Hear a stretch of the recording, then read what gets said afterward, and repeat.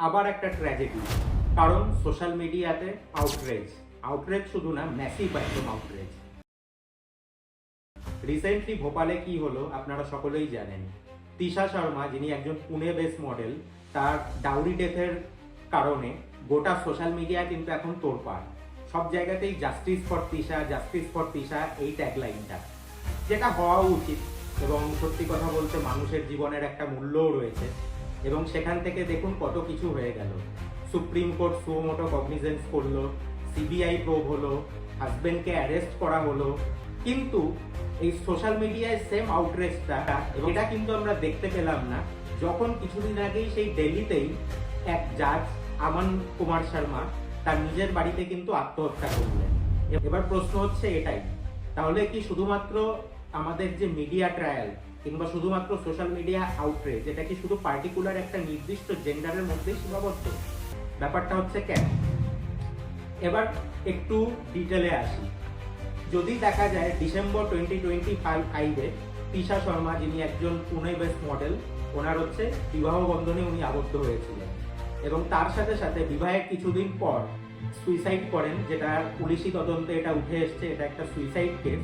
মানে extreme dowry হ্যারাসমেন্টের জন্য CCTV footage থেকে কিছু জিনিস বার করা হয় এবং তার সাথে সাথে সিবিআই প্রোবের তদন্তের জন্য সুপ্রিম কোর্ট সেই নির্দেশটা দেয়।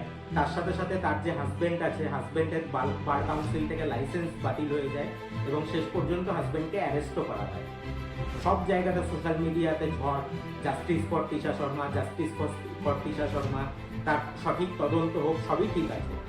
কিন্তু কিছুদিন আগেই দিল্লিতে ডিএলএস এর একজন আউটস্ট্যান্ডিং 30-year-old জাজ আমান কুমার শর্মা, তিনি তার নিজের বাড়িতে আত্মহত্যা করলেন এবং আত্মহত্যার কিছুক্ষণ আগে তিনি তার বাবাকে ফোন করে বলেছিলেন যে বাবা, আমি আর পারছি না, এই মানসিক অশান্তির মধ্যে বেঁচে থাকা খুব দুঃসহ হয়ে উঠছে। আজও তার যে ওয়াইফ জাজ ছিল, তার যে সিস্টার ইন ল, শালিকা যিনি ছিলেন, একজন আইএএস অফিসার ছিলেন, তারা কিন্তু বহাল তবিয়তে কাজ করে যাচ্ছে। এবার ঘটনাটা হচ্ছে, এই কেসে তাদের কেন সাসপেনশন হলো না? নাকি এখানটাতেও কোনো রকম কোনো ডিসক্রিমিনেশন এবং জেন্ডার বায়াসনেস আমরা দেখতে পাচ্ছি? এবং তার সাথে সাথে এটাও আপনি দেখুন, যখন কোনো পুরুষের সাথে এই ধরনের কোনো অন্যায় হচ্ছে, সেটাকে আমরা নর্মাল লিগাল ব্যাটেল বা ডোমেস্টিক ডিস্ট্রেস বলে দাঁড়িয়ে দিচ্ছি।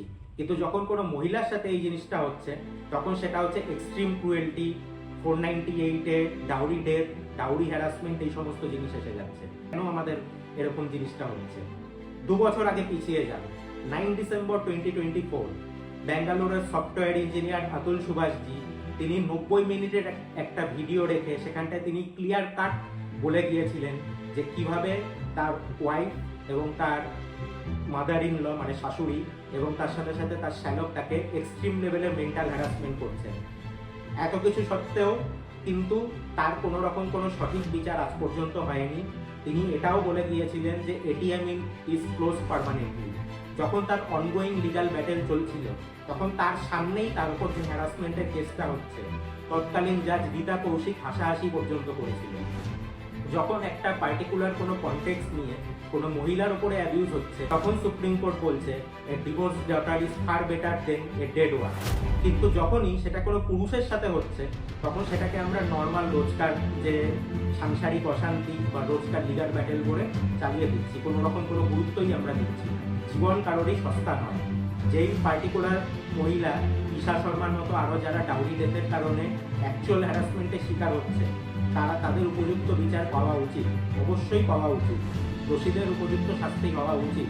কিন্তু যারা অতুল সুভাষজির মতো রয়েছেন, জাজ আমান কুমার শর্মার মতো রয়েছেন, যারা প্রতিনিয়ত তাদের ওয়াইফের কাছ থেকে এবং তাদের ইনলসদের কাছ থেকে মানসিক এবং শারীরিক হয়রানির শিকার হয়ে চলেছেন, তাদের কথা বলার সেই জায়গাটা আমরা কতটা তৈরি করে দিতে পারি, এটা নিয়ে কিন্তু আজকে আমাদের একটা প্রশ্নচিহ্ন দানা বেঁধেছে। কারণ পুরুষদের জন্য কিন্তু কোনো মেন্স কমিশন নেই, তাদের জন্য কিন্তু কোনো নির্দিষ্ট কোনো আইন নেই। আমাদের এটার উপরে ফোকাস করা উচিত যে ক্রুয়েলটি ইজ ক্রুয়েলটি, সেটা যার সাথেই হোক না কেন, সেটা পুরুষের সাথে হোক কিংবা মহিলার সাথে হোক। এবং সেই মতো করে আমাদের লিঙ্গ নিরপেক্ষভাবে, জেন্ডার বায়াস না হয়ে আমাদের বিচারের জন্য আমাদের আবেদন করতে হবে, সেটা তিশা শর্মার কেসেই হোক না কেন কিংবা আতুল সুভাষজির কেসেই হোক না কেন। এই পুরো ঘটনাটাতে আপনাদের কি মতামত অবশ্যই কমেন্টে জানান। আর রাইজ অফ জেন্টালম্যান এই পেজের সাথে জুড়ে থাকুন। দেখা হচ্ছে আপনাদের সাথে পরের ভিডিওতে।